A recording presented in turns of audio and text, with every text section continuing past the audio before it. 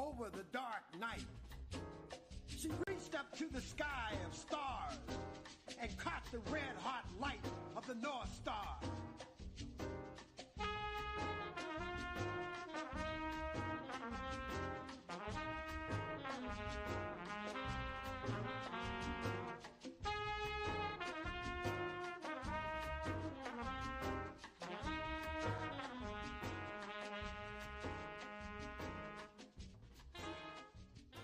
She opened the earth, walking with blood-soaked feet.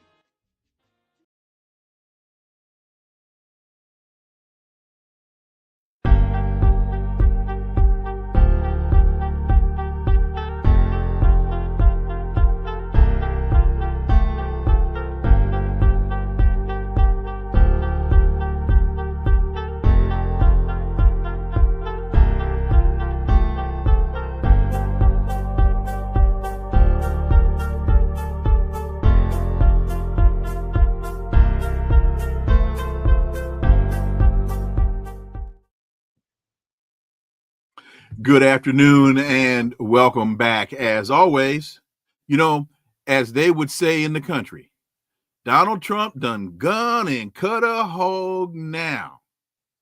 He done made a real mess. He called Ukrainian President Volodymyr Zelensky, quote, a dictator without elections, end quote, after the Ukrainian president said that Trump was caught in a web of disinformation. What's at the heart of this turn of events in U.S.-Ukraine relations? Let's connect some dots and find out.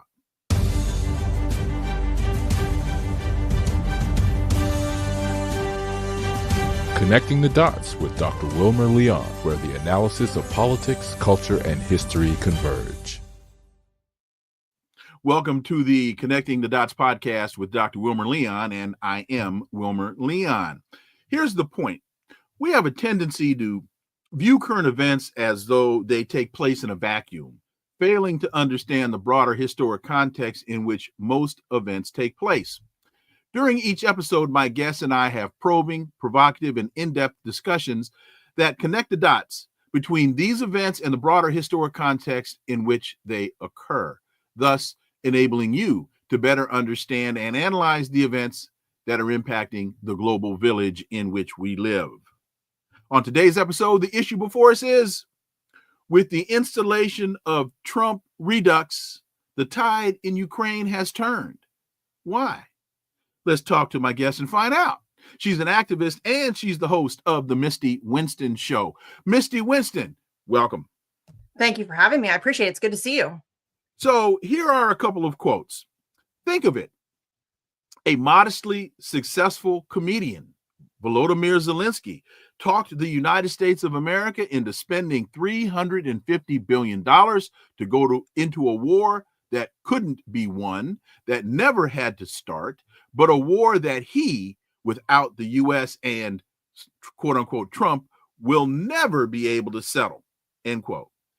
Before that, he wrote that's what Trump posted on his website.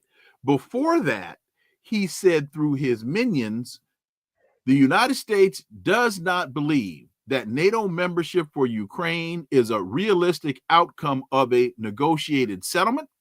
To be clear, as part of any security guarantee, there will not be U.S. troops deployed to Ukraine.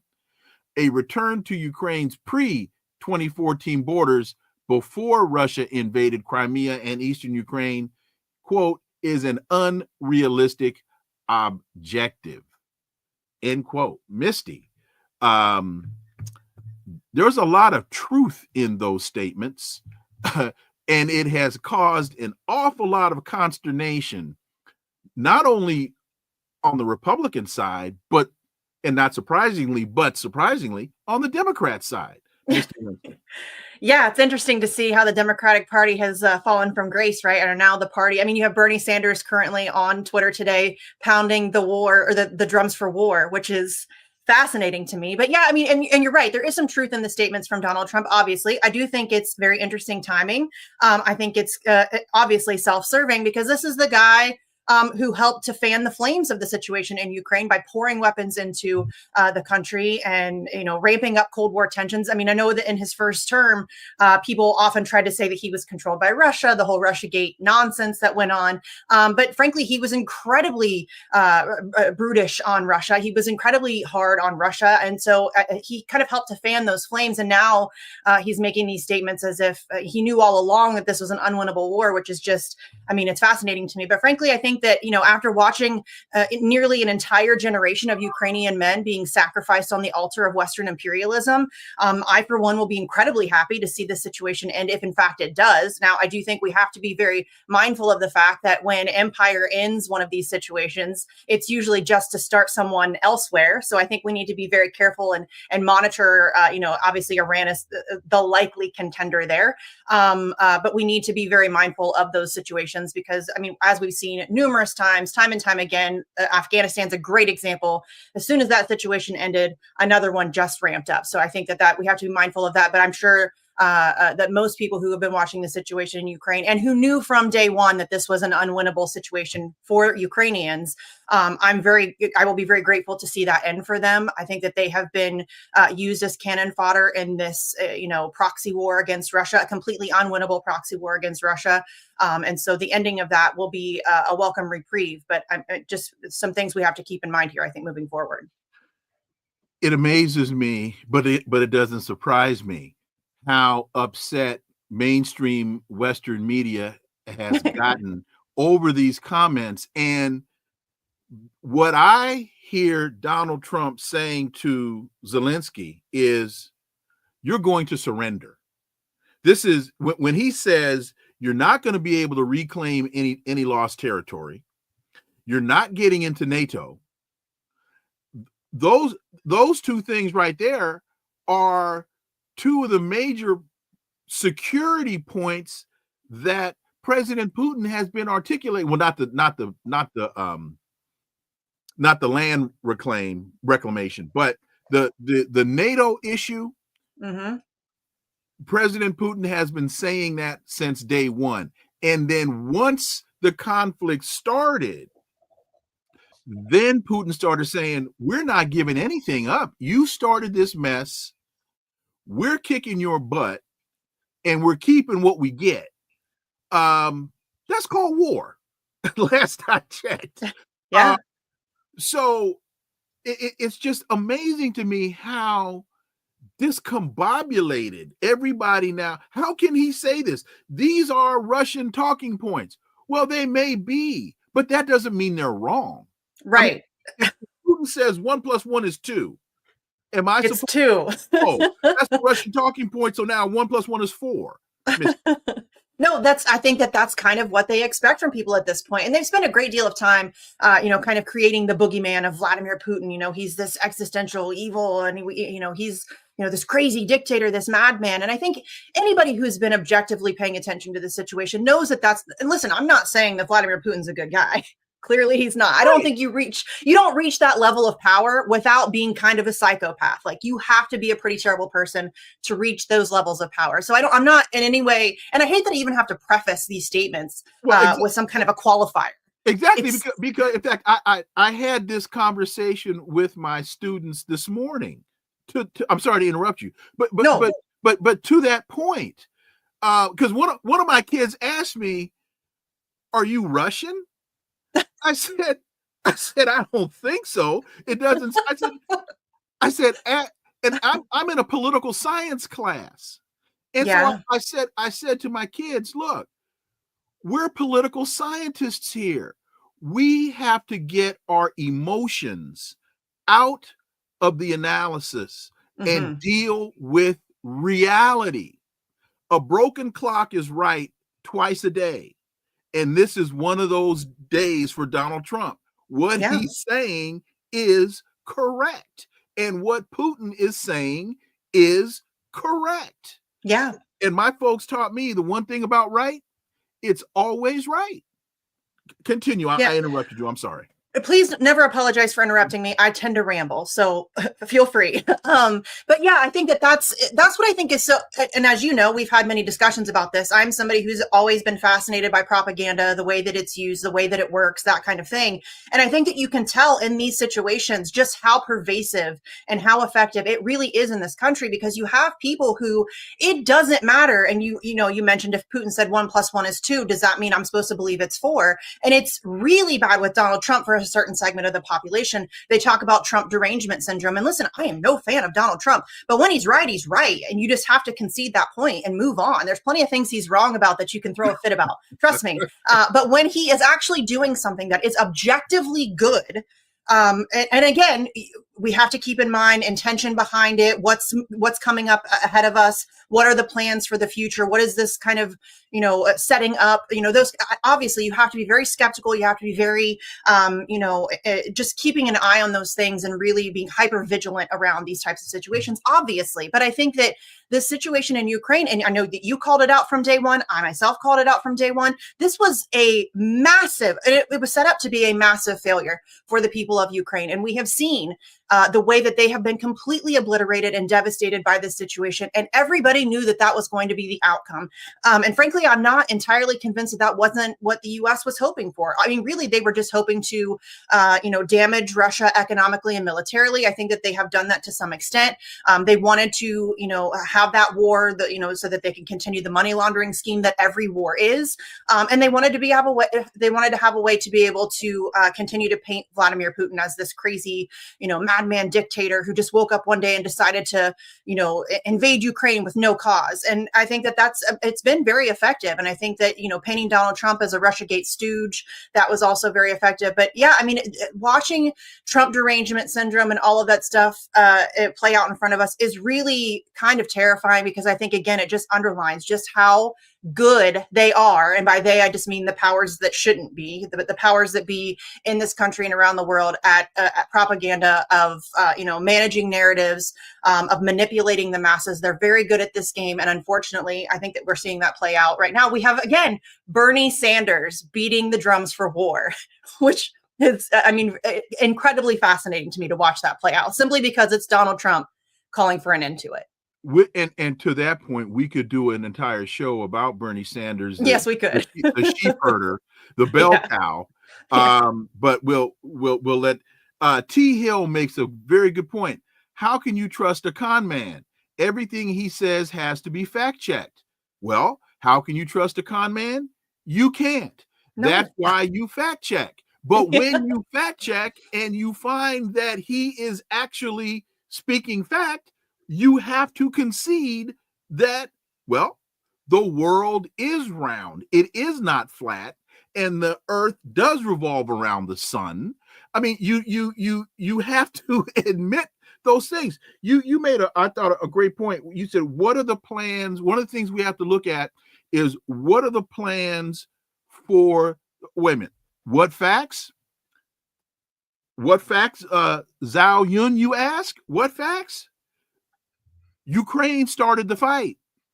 Russia did not invade Ukraine. Ukraine started the fight after the Maidan coup and the failure of the accords, the Minsk Accords. Nobody ever, Misty, nobody ever talks about the Maidan coup. No. Nobody ever talks about the Minsk Accords. Nobody ever says that former German Chancellor, what's her name? The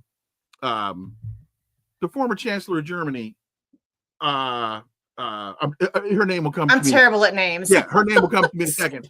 Said, we lied during the entire negotiation of Minsk. We lied. We never intended to, Angela Merkel, we never intended to implement the Minsk Accords. We were lying to Russia all along. The whole scheme was to bide time for Ukraine to rebuild their forces so we could go back into.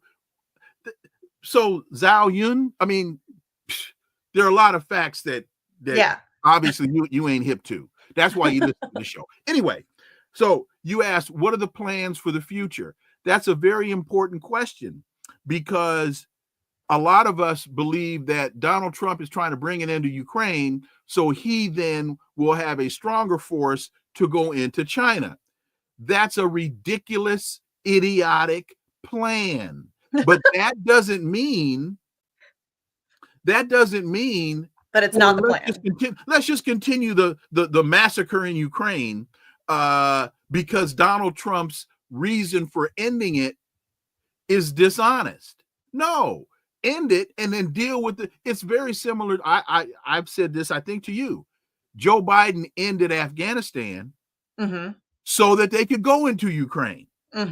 Misty, I've rambled too long. And wait a minute. Travis, thank you for that $50 super sticker, Travis. Oh, that's very kind. Nice. Thank you very much. See, but you're correct. You're correct. You bring value. Thank you. Look at it. I don't know. I doubt it was for me, but Travis, thank you for that, for supporting Wilmer. No, you're absolutely correct. And I think that's why I try to bring that up. I think you can look at the situation and agree that objectively ending the conflict with Ukraine and Russia is a good thing. Period. End of story. That's just an objective truth. But I also think that we have to be mindful of looking at where other pieces are being placed on the chessboard, because that is always the case. And I mentioned this earlier, and you mentioned Afghanistan. That's a great example of a time when we ended a conflict that should have ended, decades ago. And we just, use that to shift focus elsewhere. And I think that that's almost certainly what's happening here. And I think that, they know that they can't continue. I think Americans are already very war weary. We are sick to death of war and chaos and destruction and violence. And so I think that they have to be very careful. They have to, and I think that's why, honestly, they spent so much time building up Vladimir Putin as this, existential evil who needs to be dealt with. I mean, it was really, they played the long ball here. They really did take several years to kind of ramp that up and to create this situation where everybody is afraid, the Cold War antics that really, I think are still ingrained in Americans, thanks to the 50s and the Cold War. I think that was still like that kind of underlying, there was still that underlying tension. And I've said before that I think that frankly, Russia was really just a placeholder. I think we needed, obviously we don't like Russia, the people don't like Russia. And that was a thing that we were fine to deal with. But I think China's the final boss. I don't think anybody could deny that. And I think that that's, we've been trying to build up to that situation, and we've been trying to manufacture consent by convincing the American public that China is evil, right? They're spying on us through, our social media apps and through TikTok, and they're crazy, and they're a dictator, and they're crazy commies and all of this stuff. And we saw that the exact same types of narratives being played out when it came to Russia for many years before the situation in Ukraine kicked off. And I think that if you're somebody that examines propaganda and you study the way that it is used and the way that it works, these patterns become very obvious. And that's why it's so frustrating to me watching people who, are otherwise intelligent human beings fall for this stuff time and time and time again, whether it's Iraq or Afghanistan or Syria or whatever the situation is. They use the same playbook, unfortunately, because they can, because people, when it's their team doing it, suddenly it's fine. I mean, you have a bunch of MAGA people now who were America first, suddenly concerned about Israel, and Israel comes first and all, you know what I mean? Like that, but it's these continuing patterns, and they just continue to divide us and play us against each other in order to manufacture consent for these wars. And it's very frustrating watching it play out so effectively. Cherie says, it's always wonderful to be introduced to someone I haven't listened to before. Thank you, Misty. Thank you. Well, hey, she's here for a reason. Here's one more data point for Zhao Yun to put into the mix. 1991, I think it was, then Secretary of State James Baker meets with then Soviet President Gorbachev and promises Gorbachev that if he agrees to the reunification of East and West Germany, that NATO will not move, his words, 1 inch closer to the Soviet Union. Yes. So folks, there's a lot of reality. There's a lot of fact. There's a lot of history that you have to understand if you want to intelligently talk about this issue. Well, if you want to objectively look at it, I mean, and again, Vladimir Putin is not my favorite person in the world. I mean, I hate, again, that I have to qualify statements like that, but he was objectively patient. I mean, Oh we my were God. talking about a guy who warned us for like 8 years. Hey, listen, I don't like having nuclear weapons on my border. It's not a thing I like. I don't enjoy that very much. I would really like for you to stop. And you said, he was promised that Russia was promised that we would not move 1 inch. We moved lots of inches. Many inches were moved. How many Yes. countries? Yes. So I think that objectively speaking, take your emotions and your biases out of it. And he was very patient with this situation, as patient as I think he probably could have been. I saw that Zhao Yun said something about they still invaded Ukraine. I mean, I am anti-war, but what do you expect Putin to do when there are weapons of mass destruction being placed at his borders, pointed at his country? What did the United States do when we found Russian or Soviet missiles in Cuba? Now it's called the Cuban Missile Crisis. Yeah. We did the same damn thing. Yes, we did. This math is not that hard to do. Hypocrisy is a heck of a drug, man. Let me tell you. I mean, being able to overlook things when it's your team that's doing it is a really special talent. I don't have that talent. I like to, first of all, not have a team really, but then also just hold people accountable as much as I can when they're doing objectively terrible things. And the United States has long been the world's bully. And so I think that is that cannot be ignored or denied at this point. And I think that people who are still trying to point fingers at Vladimir Putin and again, he's not perfect. Again, he hasn't handled this but I think if you are objectively looking and intelligently looking at this situation, it is ridiculous to say the types of things like, oh, well, they still invaded Ukraine. I mean, okay, fine. But you have to then take yourself out of it and put yourself into the position of the president of Russia and what he needs to be doing to protect his country and his people. And then you start to understand that this is a multifaceted and very nuanced situation, and you have to observe it from all sides. And the primary reason that I say that Russia did not invade is because I use, in my mind, invade is an offensive move. It is an aggressive move. This was a defensive move. In fact, here's another data. I hadn't planned to get into all this, but here's another data point that people need, and this is fact. So this thing started what in February of 22 or 23? No, I can't remember. February. Okay, February. I think it's February 23. Sorry, COVID time doesn't make sense. Right. I think it started in February 23. So if you go back to April of 22, remember the story, 100,000 Ukrainian troops on the Russian border. Mm-hmm. And Putin 23. Thank you. So if you go to April of 22, the Ukraine sends 100,000 soldiers to the Russian border, and Putin doesn't respond militarily. Mm-hmm. He does not respond. He calls Joe Biden and he says, look, you better call Ukraine and tell them to get those soldiers off my border. Mm-hmm. Because if you don't, my response will be asymmetrical and disproportionate. And Biden calls Zelensky and says, hey man, they didn't fall for the banana in the tailpipe trick. Get those troops off the border. Joe Biden was scared beyond his wits. And then I want to say after that April, it was July, where Putin and Biden met in Geneva. And Putin gave Biden his list of security demands and said, here are my demands in writing. I want your response to me in writing. And Biden ignored him. So okay. All right. I think we've established that reality for those that don't know history. Let us move on to One other point on that. So getting back to, why do you think Trump now is telling the world this reality? Why the shift? To me, Trump sees Zelensky as a loser. And we know how Donald Trump feels about losers. He talks about, he doesn't like POWs. Yeah. He didn't like John McCain because John McCain was a loser.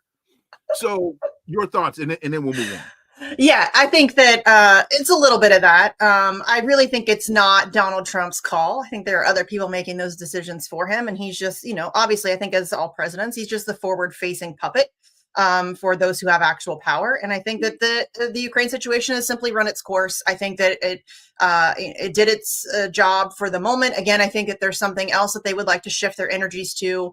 And I think that Zelensky makes a very easy fall guy. This is not the first time we've seen the United States hand select a puppet and then throw him, under the bus the minute he's no longer useful to us. This is our MO, right? We overthrow democratically elected leaders, we install puppet dictators, and then when we're done with them, we shove them under a bus real fast. And that's exactly what's happening here. We've seen it with Juan Guaido. We've seen it with, Saddam Hussein, Osama bin Laden. All of these people were once puppets of ours. And the minute they're no longer useful, we throw them under the bus. If Zelensky didn't see this coming, he's a bigger fool than I thought he was. Of course, this is the way that it was going to end up. But I think that it really is just that this has run its course. I think that people have kind of become very tired and wearisome of the Ukraine situation. And so I think that they are going to try to slowly shut this down while saving as much face as possible and blaming Zelensky as much as possible. And then they're going to shift energies elsewhere.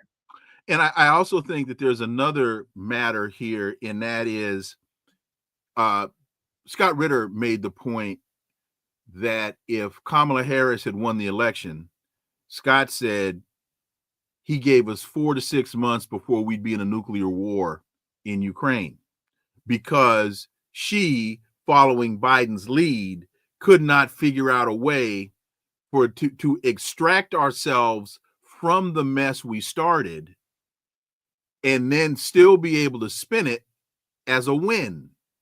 Donald Trump is able to say, I didn't start this mess. This is not my fault. Even though we know he sent weapons in while he was there the first time. This is not my, but people don't know that. And those that did know it don't remember it. Right. He can say, this is not me. I didn't do this. We got to get out. And he can do it. Well, and that's the convenient back and forth between the two parties, right? They play off of each other. The Democratic Party gets away with things that the Republicans could never get away with. Republicans get away with things that Democrats can never get away with. They very conveniently play off of each other and get the worst things possible done. So, it's very convenient that Trump is in that position now to use that plausible deniability to skirt his way out of this. And again, save as much face as possible. I think that there's going to be some backlash to how much of an epic failure this was and how much money was wasted. But people have very short memories. And I think that they're going to be pretty effective at getting out of this. And being able to shift those energies elsewhere. They're already starting to build up those in manufacturing consent for those situations. So unfortunately, because as you said, people don't pay attention to the details, don't care to know the details, and have very short memories even when they do know the details. I think that once again, this is going to be another effective skirting of accountability here. And to your point, short and selective. Yes. Those are two very, very dangerous practices when one is trying to assess reality. Two points I want to hit quickly to get them out of the way. One, on this issue with congestion pricing in New York, Donald Trump posts, "Long live the king." He likens himself to royalty on his Truth Social account. Manhattan and all of New York is saved, he wrote, ignoring all the history that went into the congestion pricing in New York. And folks, we're not going to get into all the details about it. I just wanted to make the point that the governor is that Donald Trump has made the proclamation as king. We're doing away with congestion pricing in New York. And the governor, Hochul, has said, no, we went through the process. there is federalism in the United States. The powers that aren't reserved to the national government reside in the states, and New York, as the sovereign, decided to do this with the approval of the national government. And Donald Trump, you just can't come in and reverse it because you don't want to pay the extra toll to get into New York through the Holland Tunnel. But long live, the issue here is long live the king. Yeah. Okay, we can move on. You've just spoken volumes. Well, I mean, he just the other day tweeted something about he who saves his country can commit no crime. I mean, this is a guy who's on a major power trip, right? So obviously that's dangerous. And I think that that's why it's incumbent upon all of us to pay attention to the nuance and the details and all of the things that he is attempting to get away with. We're like a month in, y'all. It's only going to get worse from here. And it was always going to be this way, right? I mean, this is just the way that the United States is operating at this point, is that the complete rogue state. Nothing makes a lot of sense these days. So yeah, I think that, it's really something, right? I mean, it's a heck of a time to be alive, for real. I'm glad you brought up that previous quote from Trump. In fact, actually, that quote came from Napoleon. Mm-hmm. And I'm working on a piece right now because as soon as I heard that, what came to my mind was Sun Tzu's quote: "An evil ruler will burn down his village in order to rule over the ashes."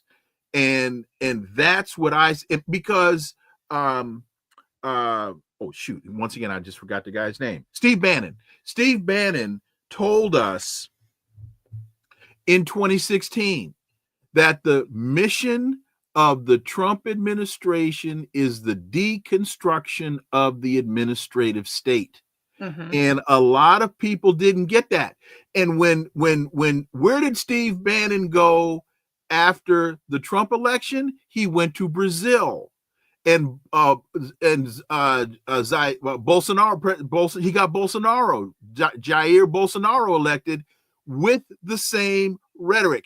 And now Bolsonaro is facing charges in Brazil for trying to kill Lula, for plotting to kill Lula. And Bolsonaro is using the same rhetoric that Trump is using here. So folks, we're here to connect dots. That's what we do on Connecting the Dots. And that's not by accident. Okay, my next question to you, your friend Vivek Ramaswamy is going to launch his run for Ohio governor next week. Now, folks, you got to remember that Vivek Ramaswamy was supposed to be Musk's number 2 man in Doge. Well, actually, Vivek thought that he was actually in the running to be considered for vice president. Yeah. Vivek, you think a lot of yourself if you think Donald Trump's going to pull you in on that move. But anyway, so right after the election, they announced Doge, they announced Musk, and Ramaswamy are running Doge, and it wasn't even a week. And Vivek says, no, what? Excuse me? I hear my mother calling. I think I have to go back home. And he goes to Ohio. You're in Ohio. I am. How's this playing? I mean, listen, I think that for anybody who is in any state is considering running, you're going to have people that are fans of them, people that are not. I can tell you that the people of Ohio are generally not impressed with some slick, kind of slimy, con man. Talk about a con man. And I think that the people of Ohio, generally speaking, obviously we have our fools too, but I think generally speaking, Midwesterners can see through that kind of stuff pretty easily.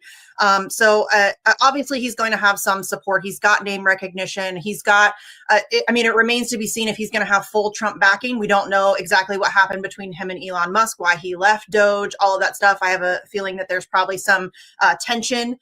We don't know to what extent, though. So if he gets full Trump backing, he'll do pretty well. I think that there is a lot of, obviously, there's a lot of MAGA support here in Ohio.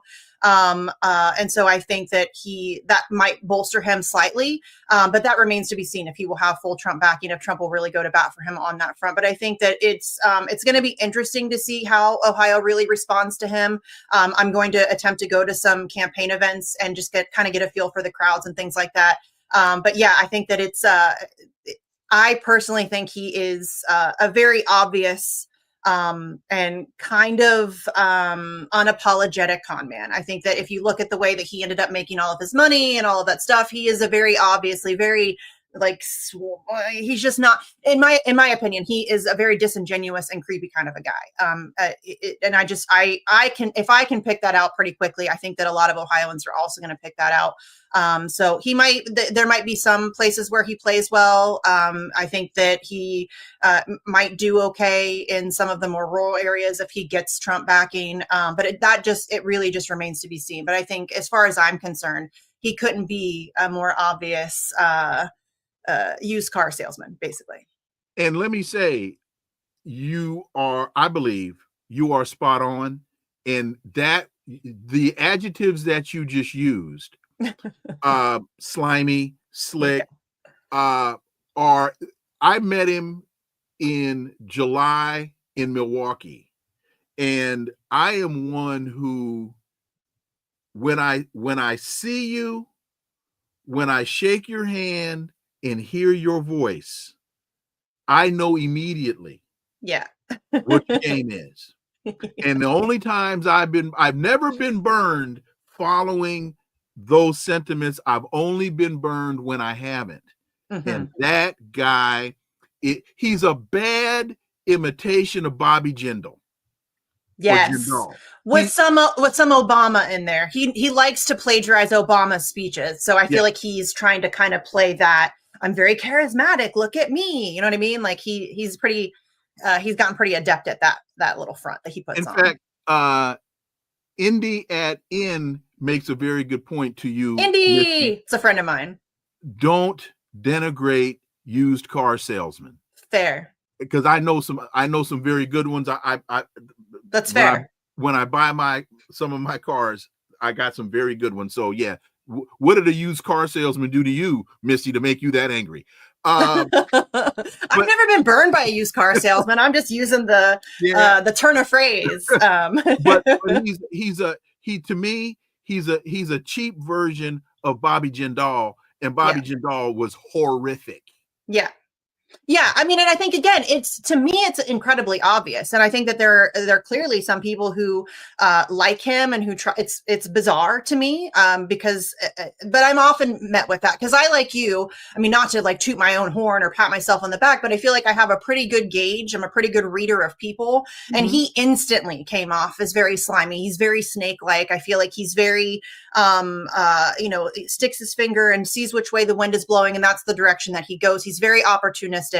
And I feel like that to me is readily apparent, but obviously he has some degree of success both in business and in politics. So he's been very effective thus far. So again, there are going to be people who fall for his shtick. There are going to be people who see right through it. And so I think it's just a matter of, how the campaign goes, what's thrown at him, what people dig up on him. I think that his previous business dealings will almost certainly come back to haunt him. I was shocked that they didn't come back to haunt him more when he was running for president. I thought that should be a bigger topic of conversation.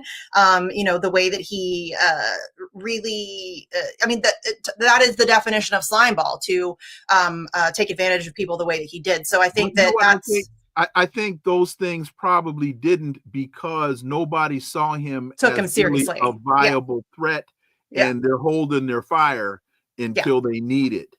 And this is very clearly his attempt to run for governor of Ohio is very clearly just his attempt to set himself up for another future presidential run. And that's what he's using it for. That this is just a stepping stone for him. I think that he recognized that he didn't have enough national name recognition, enough national coverage, and that type of a thing. And so that may be why he walked away from Doge. Maybe there isn't really any tension. I think that there is. I think that the way that he left is it's pretty clear that there's something going on there. We don't know the details of that, obviously, but I think that He is very clearly just using this run for governor as a stepping stone. He is going to come back and run for president again. It's without question that is going to happen. So I think his intentions are very clear here. And I'm hopeful that my fellow Ohioans will see through his nonsense.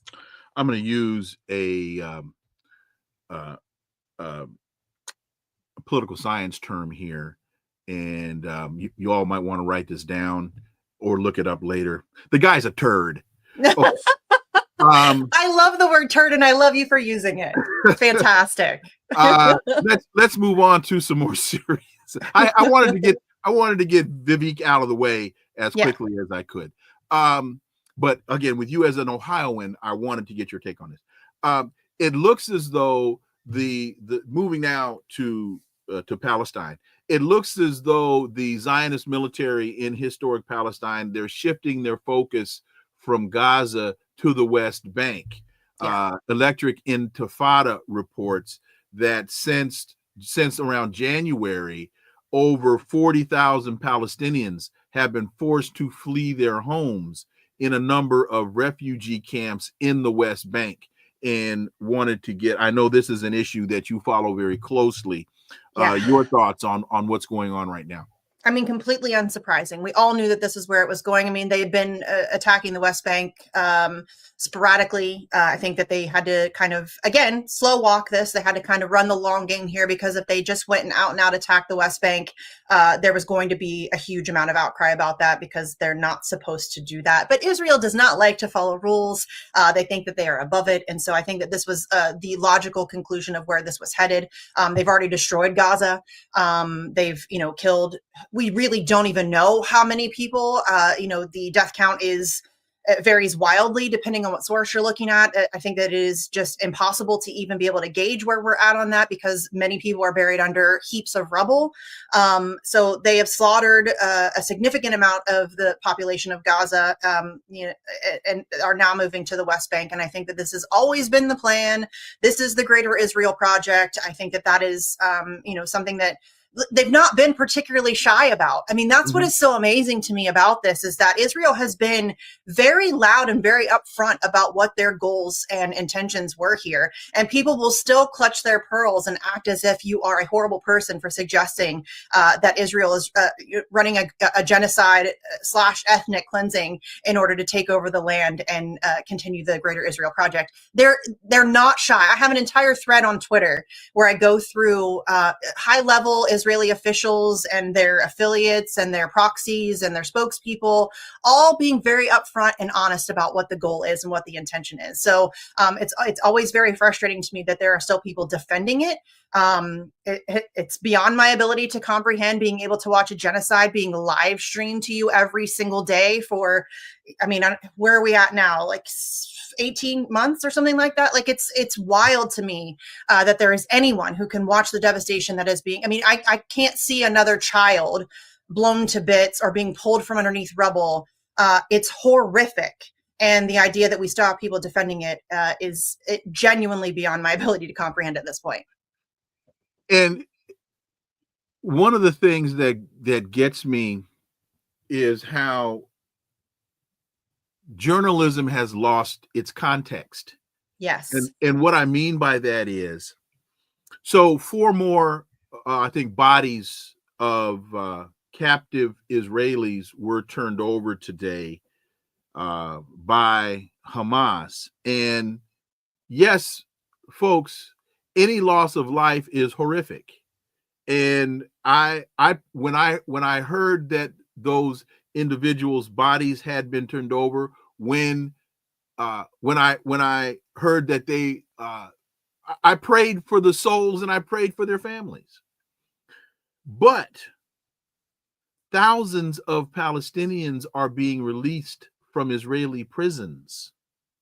And they were prisoners simply because the IDF goes into their village, knocks on their door, and takes them out and puts them in prison and tortures them, sexually abuses them. They're kidnapping children and putting children in prison. Yeah. And have been. doesn't say a damn thing. They have been. This is not new. This is not Right. since October 7th. Israel has been essentially kidnapping thousands of Palestinians, including hundreds of children, every single year for decades. Right. This is not a new thing. And that's why it's Right. so frustrating to me that so many people are clutching their pearls. And again, like, I don't want to see any, especially children. Kids are it's a hot button thing. I'm a mother myself. So it's very difficult for me to not look at these children and see my own kids. Like, it's very hard for me to separate that emotion and how I would feel as a parent if my child had to go through such a horrific experience. And so that's my hot button. But I think that if you, and that's it's wild to me to watch people. I don't remember who posted it now, but somebody posted something lamenting, the loss of Israeli children. And I'm like, where have you been for the past 7,500 years? Israel has been slaughtering Palestinian children. I mean, like it's nothing for decades. I mean, and not a single pearl was clutched. And that is it's abhorrent to me because it means that you very clearly think that one life is worth more and more important than the other. And that is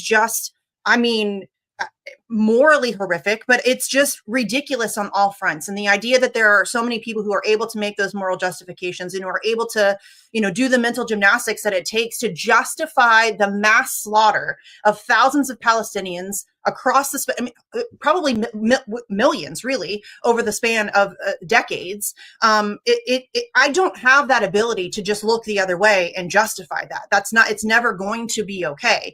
There really is just no way to look at this situation. This, to me, it's pretty clear cut. There is the oppressor and there is the oppressed, and there's really not a lot of gray space there. There's no gray area. This is a very clear cut situation, in my opinion. And the idea that they have been able to get away with this for so long. I mean, you mentioned the media earlier. The media in this country and in the West in general has been so unbelievably bad. Criminally bad, in my opinion.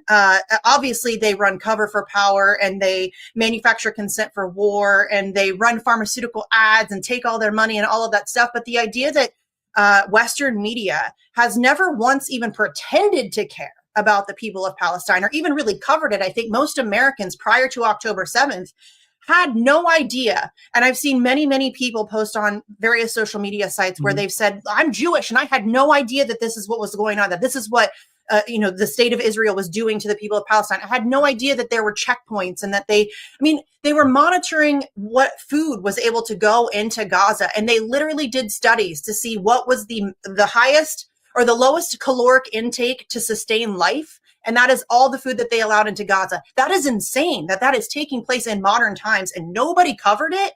Not nobody. Obviously, there were a lot of alternative media sites and independent news sites. And I won't name people because then I'll forget people and I'll feel bad. But the mainstream media didn't touch it. Nobody was covering the atrocities that Israel has been perpetuating for literal decades. And suddenly everybody cares after October 7th. And I think that is just such an unbelievable indicator of failure on the media's part. And frankly, we're seeing mainstream media die off and it couldn't happen fast enough. In fact, when I heard about the 4 bodies, my initial thought, I'm in the car on my way to class this morning. And my initial thought was, that's the cat. Hey, Israel, you started this. Yeah. And, similar to Ukraine, you started this. And this is the result of what you started. But then I said to myself, no, Wilmer, there's humanity here. Yeah. You can't don't lose your humanity. You cannot be this dismissive. Yeah. Of the fact that in fact, I want to say 3 of them were a mother and her 2 sons. Yes. I said, Wilmer, you can't be that dismissive of human life. Yeah. Because now kids have nothing to do with it. Them. Yes. Yes. And that's the key. We can never become them. That is the key, because I think that's what a lot of people don't recognize. And I think Abby Martin did a really fantastic job of highlighting this. She went to Israel, walked the streets of Jerusalem, and interviewed just everyday Israeli citizens. And the things that they said about the people of Palestine were psychopathic. Yes.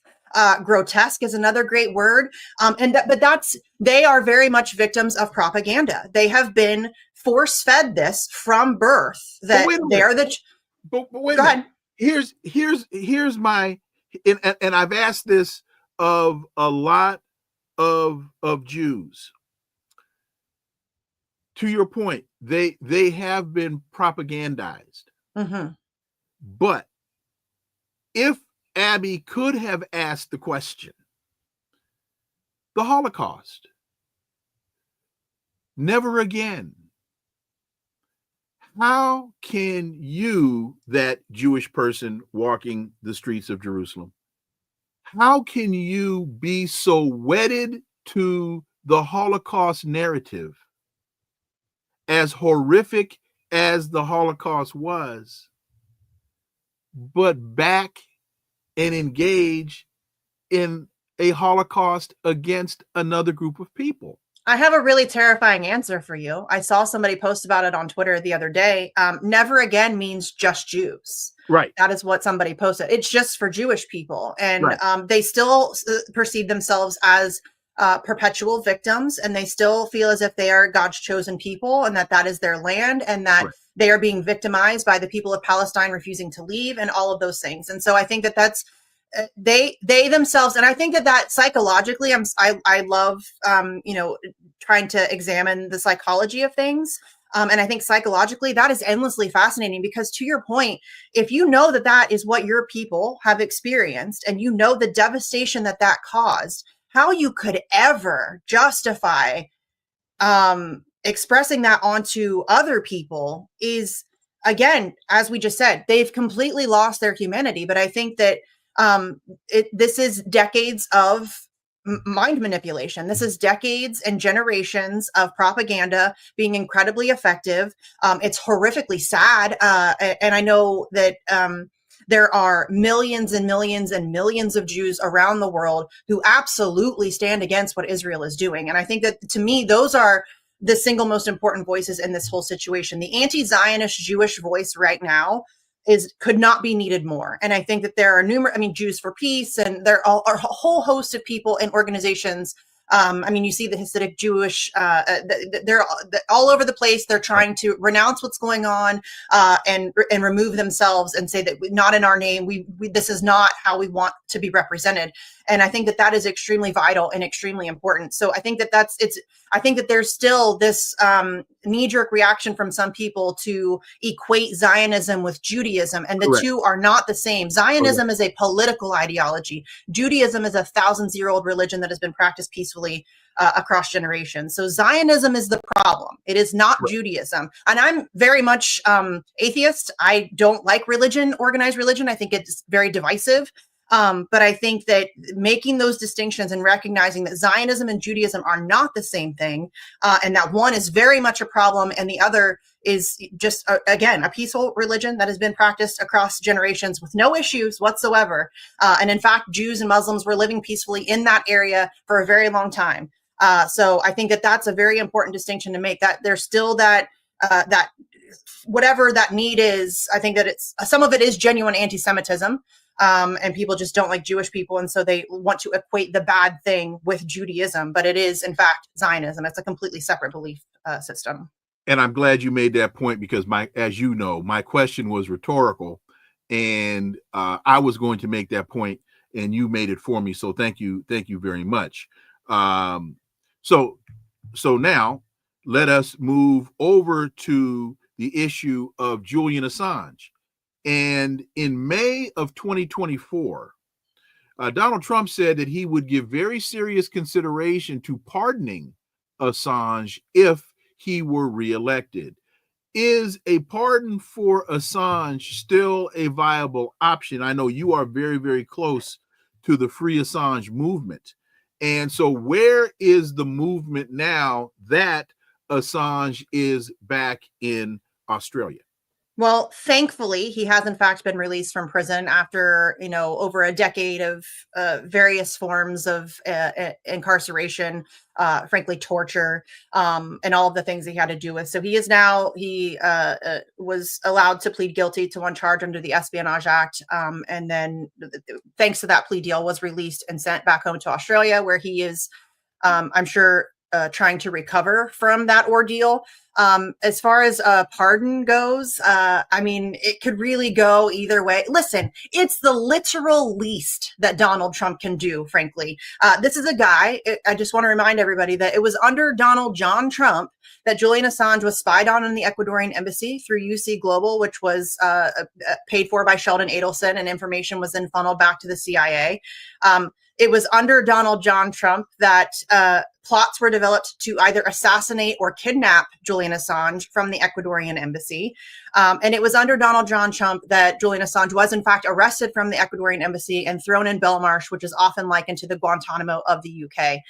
So at this point, a pardon is the least Trump could do. And again, we have, his lackey Elon Musk on Twitter talking about free speech and journalism and all of this stuff, and how he's this free speech warrior. And that we have people who literally think that Elon Musk saved free speech, which is so laughable. I can't even, it's so ridiculous that I can't even say it without smirking, because it's just the height of absurdity. But wait a minute. The people that say that about Julian Assange are the people that haven't been deplatformed, for providing a factual-based counter narrative to the dominant story. Yes. Well, and Elon, that people are pretending like Elon Musk isn't still suspending people. Kathy Vogan from Consortium News is currently suspended from her account. Somebody who covers Israel very closely. And so I'm sure that that's just a coinkydink. I'm sure that the two things have nothing in common. And she's far from the only one. People are still getting suspended. People are still getting deplatformed and all of those things. I'm heavily shadow banned. Most people are who disagree with Elon Musk, or I very often go after him pretty hard and, critique his shenanigans and all of that stuff. So, the idea that he saved free speech is absurd. But if he actually did care about free speech, and if Donald Trump actually cared about free speech, like many of his supporters like to purport that he does, why then did he choose to spy on Julian Assange in the Ecuadorian embassy and all of his visitors, by the way, including American citizens who had their devices taken and cloned, who had, there was literal microphones in the women's bathroom. A whole spying operation, which was funded, again, by Sheldon Adelson, a Trump mega donor. And then all of that information was funneled through UC Global back to the CIA. He had plots developed to assassinate him, to literally kill a journalist simply for doing journalism. If you care about free speech, that's a weird move. That's a pretty bizarre move. But a lot of people will try to pretend to me, and I've had this recently, I think just today, or maybe it was yesterday, people say, oh, no, that was Pompeo. Trump didn't have anything to do with that. In 2010, Donald Trump was giving an interview to Brian Kilmeade on Fox and Friends, and he called for the death penalty for Julian Assange. In 2010, long before Pompeo was even in the picture, long before Trump was ever going to run for office. So this is not a new take from him. This is not a new position for him. He has always felt that way about Julian Assange. And so do I think that Trump could pardon Assange? Listen, stranger things have happened. I think that we should continue to push for it. I know that the family is very heavily involved in trying to push for it. People like Thomas Massey, who has been a great supporter of Julian Assange, have been attempting to press for that.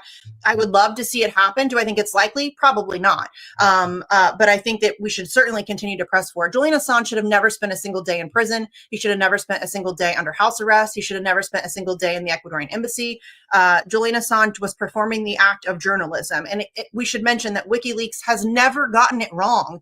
In the time we live in right now, with all of the vast amounts of misinformation and disinformation and media straight up lying to us on a daily basis, the idea that over the course of 15 years of its existence, WikiLeaks has never had to retract a single word that they've ever published is amazing to me. But that's the reality. They've never gotten it wrong. They published factual information. And I think what's even more important about that is what WikiLeaks provided to us as a species was not conjecture. There was no opinion. It wasn't talking heads screaming at each other on a Monday morning talk or a Sunday morning talk show. It wasn't anonymous sources say. It was literally 100% verifiable and authenticated source documentation. This is just the facts in black and white. Here are the documents. Here are the emails. You read it, you make up your mind what it means to you and what it means in the greater context of these stories. And I think that is such an invaluable service. And that's exactly why he was targeted. That is exactly what, and it's been very effective. We've seen the way that the quality in media and journalism has gone down. There is a massive chilling effect that has taken place, not just in journalism, but also with whistleblowers. And it's very frustrating because we need hardcore, factual, power challenging journalism now more than ever. But that is exactly what Julian Assange was used for. He was used as the proverbial head on a stake outside the castle walls, essentially telling other journalists, if you come for us, this is what we will do to you. And they tortured him for over a decade. And I think that message has been sent loud and clear. And you mentioned Donald Trump pardoning Assange. You said stranger things have occurred, and that's true. I don't know if you've ever seen UFOs in Area 51. But stranger things have been known to occur. Along the same line as Assange, David McBride, and this is a case that a lot of people, particularly in the United States, don't know nearly as much about as they know about Assange, an ex-military lawyer in Australia, and he leaked evidence that the Australian military was engaged in war crimes in Afghanistan. He now, he's 60 years old, and he's facing nearly 6 years. 6 years. Go ahead. He's in prison currently. He's been in prison for not quite a year yet, and he was given nearly a 6-year sentence. He is up for an appeal very soon. I think it's a week from Monday, if I remember correctly. Yes. David's a good friend of mine. The 3rd of March. Yes. David's a good friend of mine. He was a huge and vocal supporter for Julian Assange. In fact, every time I ever tried to interview David McBride, we would get about 4 minutes in and he would shift focus to Julian. That's just the kind of guy that he is. He didn't want to talk about himself and what he was dealing with. He wanted to know, how's Julian doing? What can we do to help Julian? Where's his case stand? That kind of a thing. That's just who he is. So for Americans who may not be super familiar with David's case, the Action for Assange group that I am a member of, and we also hosted a show. If you go to our YouTube, we have multiple shows about it. We have interviews with him. If you want to learn more, you can also go to his website. He's written a book, all of that type of stuff. But I highly recommend familiarizing yourself with him and his case, because it is, I think, indicative of just Western attitudes against whistleblowers and that type of a thing in general. But just to make it easier, so I don't have to go into a long and drawn out kind of explanation about what he did. He's kind of the Australian Chelsea Manning. So he was a military lawyer. He witnessed things that made him incredibly uncomfortable, saw things that, made him ask questions. He attempted to go through proper channels, as almost every whistleblower that I've ever come into contact does try to do. Nothing was done. And so he chose to go to the media, which, as far as I'm concerned, is something that should be celebrated. If you see something, especially... Yes, I mean, we're taught that as kids, right? If you see somebody doing something wrong, speak up, say something about it. And the idea that, we're talking about war crimes. This is not, I saw Johnny steal a candy bar from the corner store. This is actual war crimes, the participation of the Australian military in literal war crimes. And he exposed that to the media and has since been persecuted very similarly to Chelsea Manning and Julian Assange, is currently in prison. He's not doing great. There's been multiple threats against his life. He's had to be moved a couple different times. And so he is coming up for an appeal on March 3rd, as you mentioned. And it is, I'm very nervous for it. I think that for me, the Assange situation, it's something that I put a tremendous amount of time, energy, and effort and emotion into. It's kind of consumed my life for 5 or 6 years. But the McBride situation, because I have actually met and spoken with him, feels much more personal. So I'm very, very nervous for this appeal. You can go to his Twitter page. His lawyer is still running his Twitter page, Eddie. She is a fantastic human being. And they also have I think it's called like a chafed, CHAFFED or chuffed, maybe. Yeah. It's like a fundraising thing. As I'm sure you can imagine, attempting to go up against the Australian government is a little pricey. And most of his lawyers are working pro bono. They're doing their best to just kind of pinch pennies and scrounge up where they can. So if anybody is able to contribute to that, please consider it. Every, $1, $5 helps tremendously. They've raised a significant amount of money, but every little bit helps to be able to get over that hump. So, and also if you go, he also has a YouTube page. And on the community tab on his YouTube page, if you just look up David McBride, they have the address where you can write to him. And I know he very much appreciates getting letters. I've been sending postcards with pictures of the ocean and things like that, because he's a beach guy. So if you feel so inclined to help brighten his day, I'm sure that he would love to hear from any and everybody. Being in prison is very isolating. I'm sure that doesn't need to be said, but I think he just likes having that contact with the outside world and just realizing that, we haven't forgotten him and there are still people fighting for him.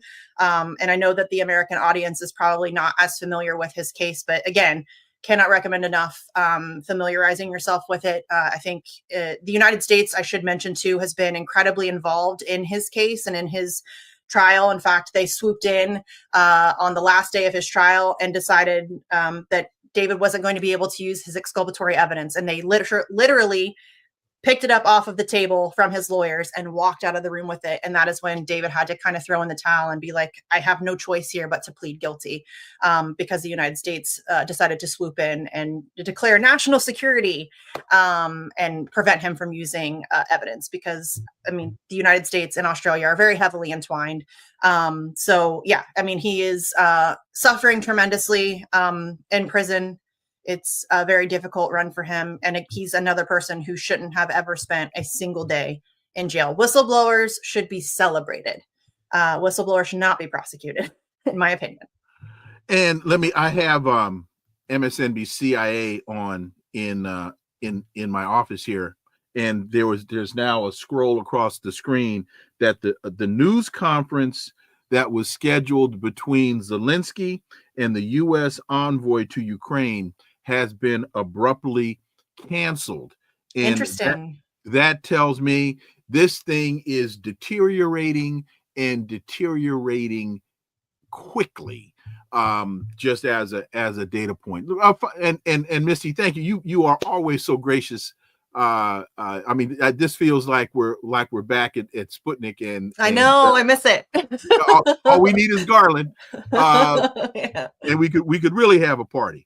But because we've touched on the free speech issue. Well, let me just go back. Can you give me just a couple more minutes? Yeah, of course. Okay. You've heard me. Let me see if I can pull this up really quickly. You've heard me mention this a number of times. It's an NBC article from 2022. This is NBC News, and this goes to the question about free speech. In a break with the past, U.S. is using intel to fight an info war with Russia, even when the intel isn't rock solid. And this was written by Ken Delanian, Courtney Cuby, Carol Lee. See, I don't even have to finish it, and you already. Delanian, and I was done. Yeah. So, just in an attention-grabbing assertion that made headlines around the world, this is from 2022. U.S. officials said they had indications suggesting Russia might be preparing to use chemical agents in Ukraine. And so, what this story is this is NBC News saying that the administration is lying, but it's the noble lie, because they're lying to distract Russia, and they feel they have to tell this to the American people. And Ken Delanian, who, if I have my facts right, was fired from the LA Times for being a spook, for sending his stories to the CIA, having his stories cleared by the CIA, and not telling the editors at the Times that that's what he was doing. Yeah. So I don't know what class in journalism school you take to study that kind of stuff, but he's now at NBC. And so, to the point about free speech, to the point about misinformation, disinformation, quickly, I just wanted to let you, as we get out in a couple minutes.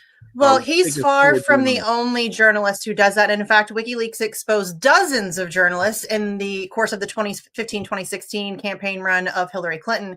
Dozens of journalists were meeting with her and her campaign staff for off-the-record dinners. Famously, Glenn Thrush, I forget who he was working for at the time, sent an email saying, hey, here's this article I'm about to publish. And I realize this makes me a hack, but if you want to look through it and give me any notes first before it's published, just let me know. This is happening on a regular basis. And I think that is, again, mainstream media is a joke. It is an absolute, you cannot, the only reason anybody should be watching mainstream press is to study propaganda and the way that it's used, because it is so readily apparent and abundant on mainstream media that it's a very easy way to familiarize yourself with the different telltale signs of propaganda. It is completely corrupted. It's owned and operated by the military industrial complex, the pharmaceutical industries.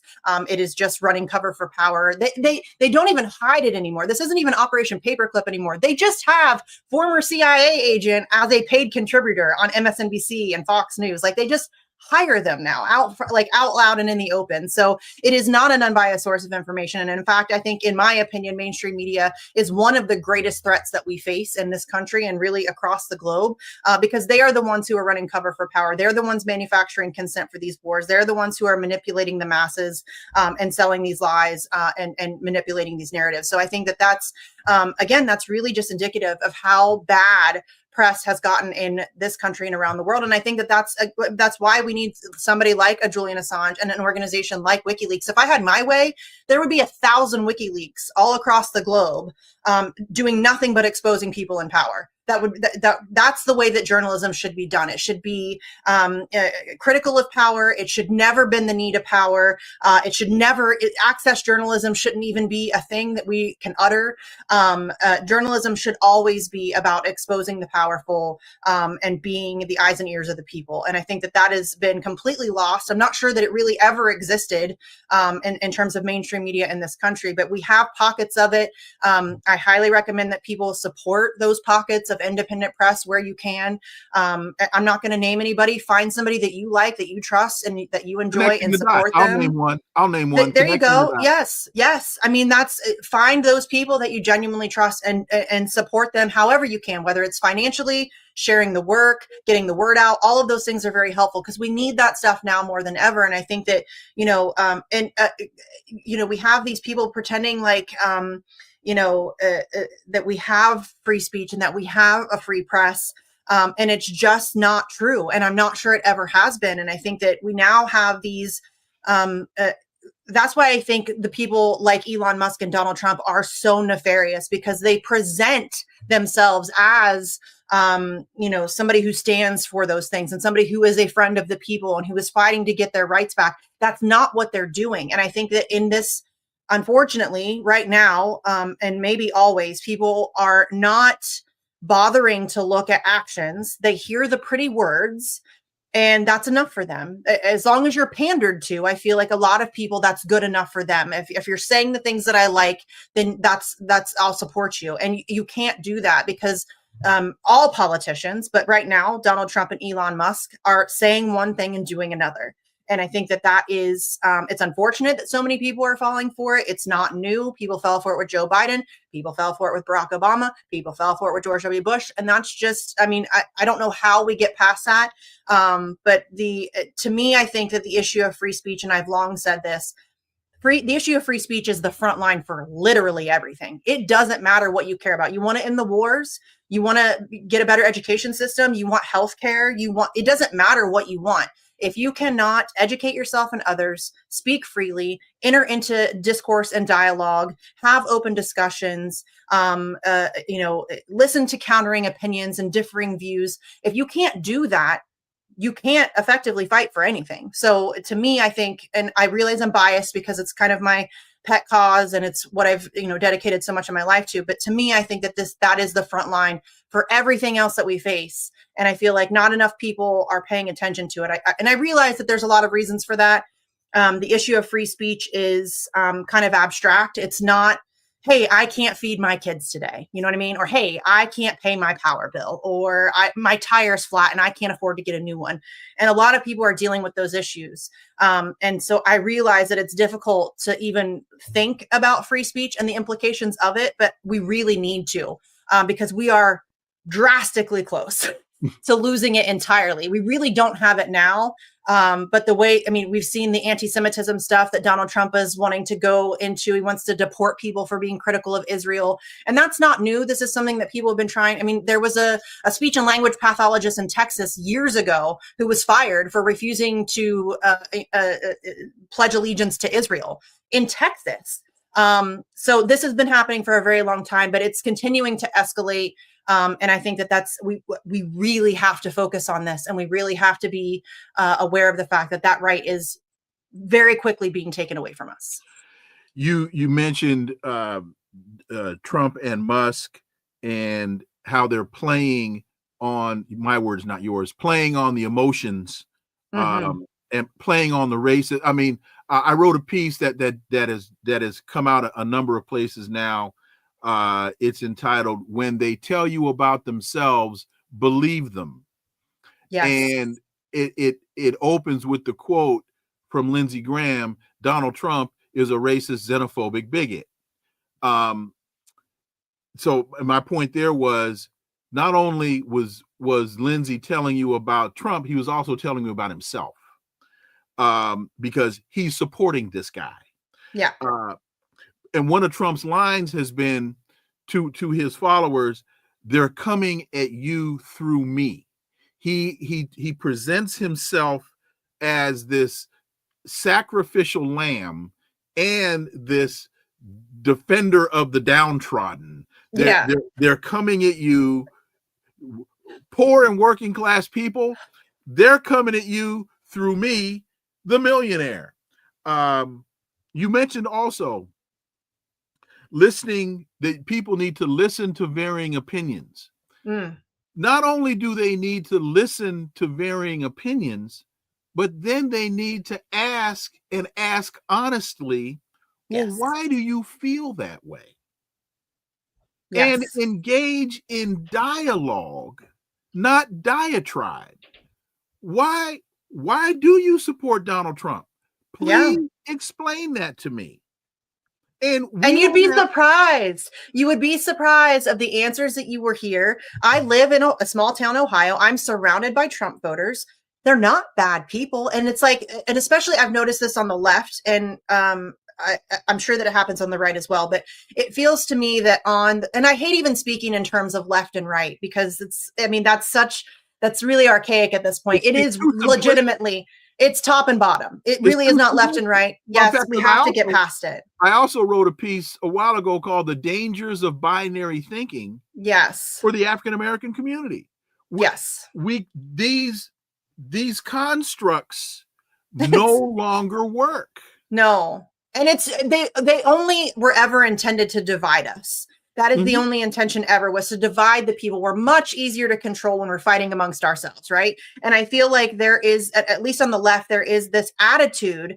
And I've experienced the blowback from this, because I am more than willing to engage with people that I don't always agree with. I have a ton of friends on both sides of the so-called aisle. I'm friends with communists. I'm friends with right-wingers. I'm friends with libertarians. I'm friends with Green Party members. I'm friends with lots of different people and try to engage honestly with all of them. And I've gotten a lot of blowback because of that. And to me, it's such a self-defeating position to take, because how are you ever supposed to win if you can't go to people who don't already think like you and convince them that your ideas are better? that's the whole point, is to engage in dialogue and try to reach an understanding, find areas where you agree, and then where you don't agree, maybe try to learn something about each other. And you may not change my mind, but I may then understand your position better. I may understand where you're coming from better. I may have a different idea about how I can next formulate my position and my thoughts to you to make it make more sense to you, or to appeal to you in some other way. And I think that that's invaluable. And I feel like just in my experience on the left, I think a lot of people are more concerned about being able to sit in their safe space, feeling smugly superior, than they are about actually winning and about actually getting things accomplished. And listen, I'm selfish. I would like to get some things done. I would like to have good things for the people. I would like to end these wars that are draining our economy and destroying our country. And like, there are things I would really like to do, and I'll work with just about anybody to get it done. And if we don't agree on, I mean, I used to joke because people would get mad at me for engaging with people that don't always agree with me. And I'm like, I'm an activist. Do you want me to, when I host an event, when I host a rally or something, do you want me to go around with a checkboard and question everybody? Where do you stand on abortion? Where do you stand on the economy? Where do you stand on environmentalism? And then kick people out for being guilty of wrongthink? No, I want Julian Assange to be freed. And so welcome everybody. Come on in. Everybody's welcome here.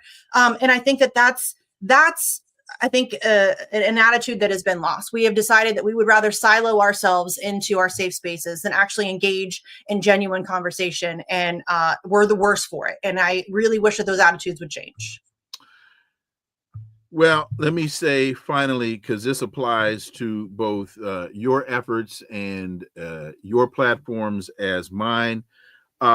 Folks, hit the like button, please. Yes. Subscribe.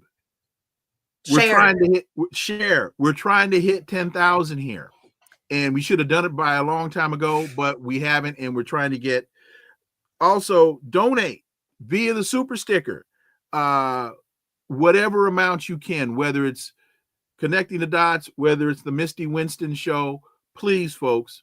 This is we're the buoys in the channel. We're the we're the life vests on the boat. Yeah. And Misty's contacts are in the ticker below. We don't say this tritely. We don't do this lightly. I'm a poet and didn't know it. But my feet show it because they're Longfellows. Anyway, Misty Winston, I'll be back tomorrow. Misty Winston, thank you so much. Greatly, greatly appreciate it. And anytime. We look forward to it. This is like all home week. I know. And I really, really appreciate it. My audience loves you. And thank you so much. Of course. Thank you. All right. Enjoy the rest of your day. So, folks, thank you, Misty Winston, for joining me today. Thank you all so much for listening to the Connecting the Dots podcast with Dr. Wilmer Leon, as I am he. Stay tuned. New episode tomorrow. Oh, you know what? Still got to figure out who my guest is going to be. Anyway, follow, subscribe, leave a review, share the show, follow us on social media. You can find all the links below in the show description. And remember that this is where the analysis of politics, culture, and history converge, because talk without analysis is just chatter. And we don't chatter here on Connecting the Dots. See y'all tomorrow. Until then, I am Wilmer Leon. Have a blessed day. Peace.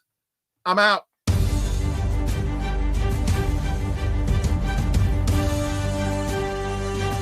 Connecting the Dots with Dr. Wilmer Leon, where the analysis of politics, culture, and history converge.